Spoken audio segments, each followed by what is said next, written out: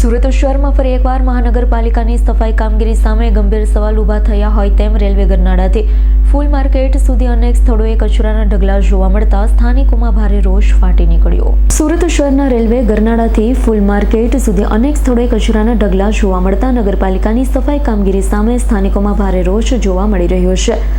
સ્થાનિકોનો આક્ષેપ છે કે લાખો રૂપિયાનો વેરો વસૂલવામાં આવે છે, છતાં નિયમિત કચરો ઉઠાવવામાં આવતો નથી। અનેક વખત રજૂઆત કરવા છતાં સમસ્યાનો કોઈ કાયમી ઉકેલ આવ્યો નથી।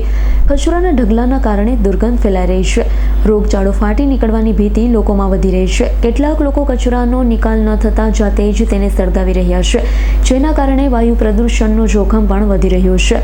સાથે સ્થાનિકો સવાલ કરી રહ્યા છે કે જાહેર રસ્તાઓ પર પડેલા કચરાના ઢગલા મહાનગરપાલિકાના કર્મચારીઓને કેમ દેખાતા નથી। હવે લોકો તાત્કાલિક સફાઈ કામગીરી હાથ ધરવાની માંગણી કરી રહ્યા છે।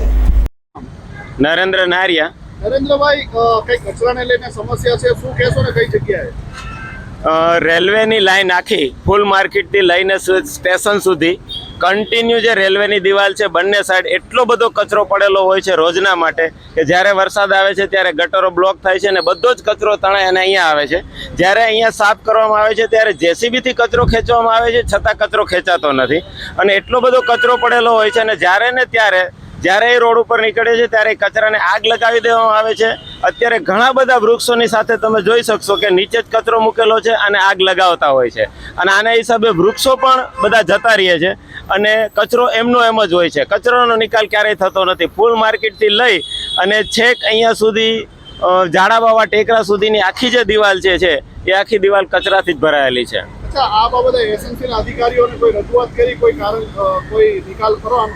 એમને જાતે પણ મેં એક વખત કીધું કે હું જાતે આવું છું, આપણે એલાઉન્સ કરીએ કે અહીંયા તમે કચરો નહીં નાખો, આ પ્રોબ્લેમ છે, તો કે ના એવું ન થઈ શકે। મેં કીધું કચરાનું એક વખત તમે જે નાખે છે ને લાઈવ વિડીયો લઈ લ્યો અથવા તો તમે એને કંઈક સજા કરો તો આ કચરો ન થાય, અથવા તો કોઈ એવી નિકાલ રાખો કે ફટાફટ કચરો ઉચકાય। Bureau report S9 news Surat. અમારી તમામ માહિતીથી અપડેટ રહેવા માટે જોડાયેલા રહો S9 ન્યૂઝ સાથે।